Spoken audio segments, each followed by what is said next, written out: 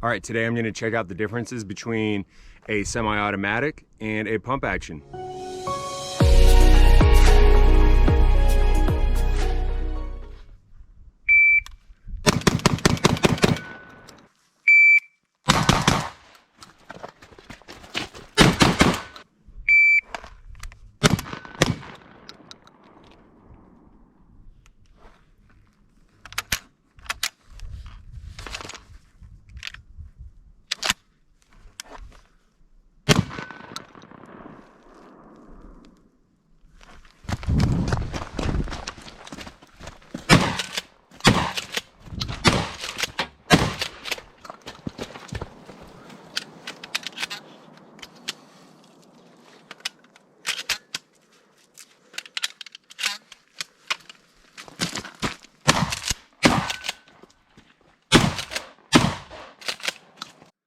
So this is kind of like take two on my shotgun video that I'm doing here. So I already got the first one up. If you want to check that out, that's kind of where I left off with this. It was all the things I wanted to do and a little bit of shooting, and kind of some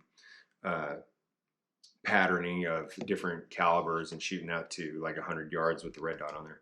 So the biggest thing I wanted to do was get a sling put on here, and what I had to do that was I went and got the Mesa Tactical clamp here. It gives you a spot to put on rail on either side, but I'm using up one side for the QD mount, and on this side you could put the rail and put a light, but unless you do the little tape switch on here with some Velcro, glue it on there or tape it on there, you're going to run the pressure switch on the back or whatever the button without this switch at all. Or you got it mounted on the back side here with the Noveski QD mount. You got to drill it yourself. It goes in nice and flush right in there. Gives yourself a little QD mount in there, which is fantastic. I love it like that. Using these ammo cards from S-Tac, you just put the Velcro right on the shotgun right there, and you got a little 5-rounders or whatever you decide to purchase from them on the side here. I think it goes up to like 8 rounds, but that seemed a little bulky. I stuck with the 5. I like them. Change it out real quick, different types of ammo, whatever you want. So those are the changes I talked about doing in the last video, and I did it, and then I went out and shot with it. One of the complaints I would have with this sling setup, and I'll resolve it in the future, but if it goes like this, it flops around. And that's what I wanted to avoid, because if it flops around, I didn't have to do all that. I could just mount it right here.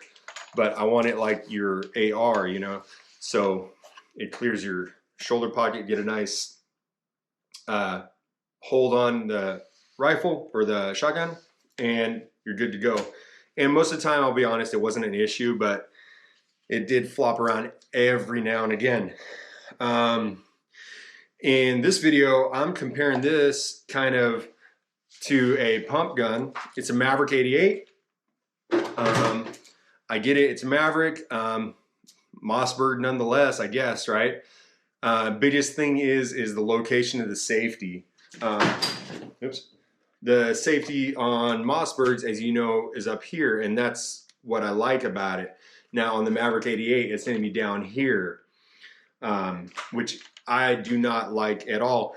For taking it off safe and engaging, it's not a problem, but putting it back on, you really got to change your grip, and I don't like that.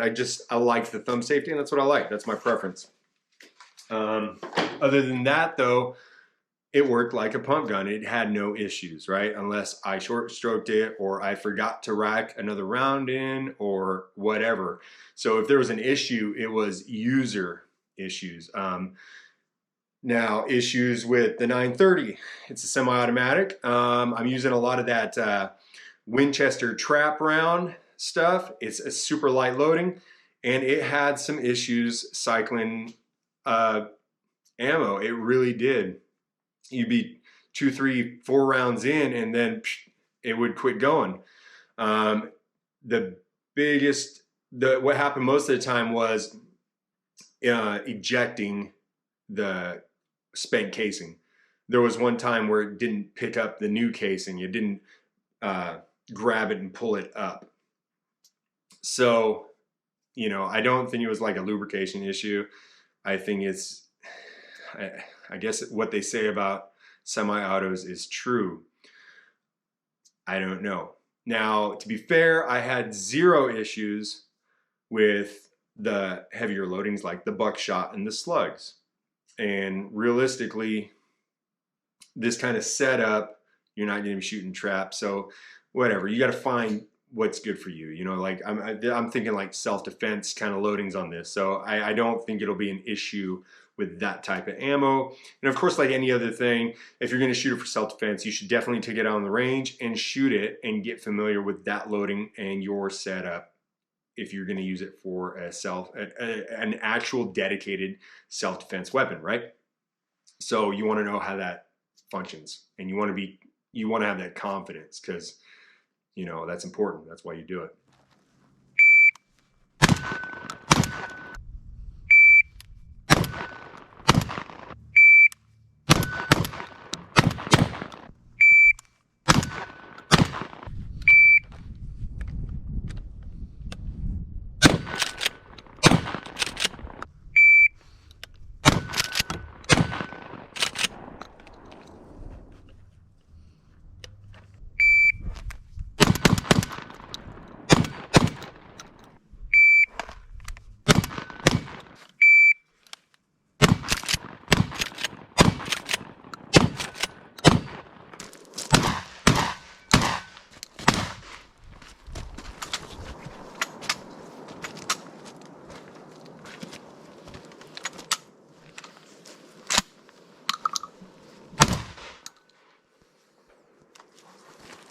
Semi-auto.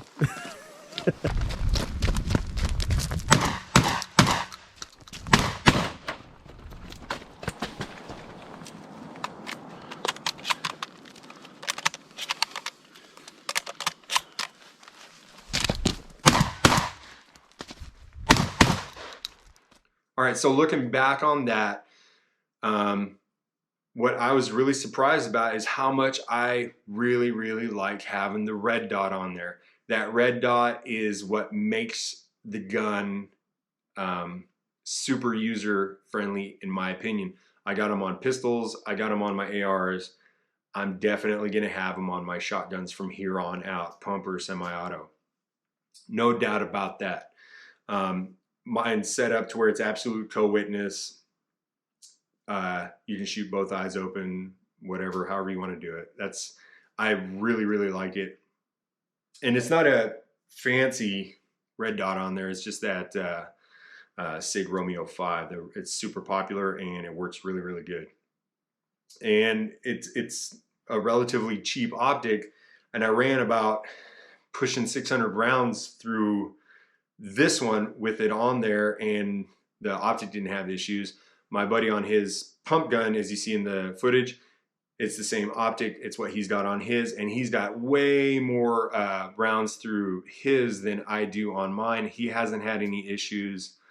As far as zeros go, it hits the steel. I mean, it's a shotgun. So every time I played with zeroing it a little bit, but it seems like anytime you put something different in there, the zero shifts quite a bit. So if it's something you got to have zeroed and you're one of those guys that like you got to be dead nuts with it, you're going to probably need to stick to the same ammo, or you know something I don't.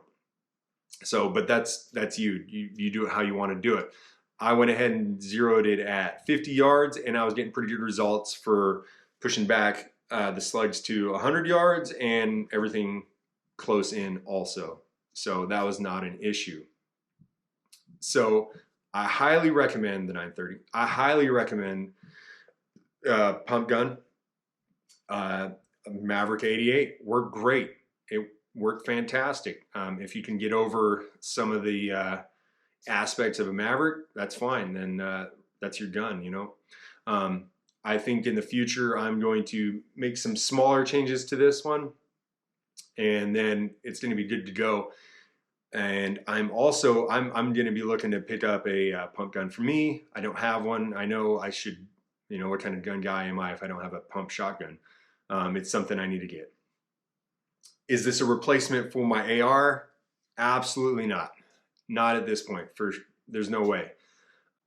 So if you like what you saw so far and you think it was pretty cool, go ahead and give it the, in the thing, do the thing in the thing, and go out there and give the semi-autos a try. Don't shy away from them. They're great guns.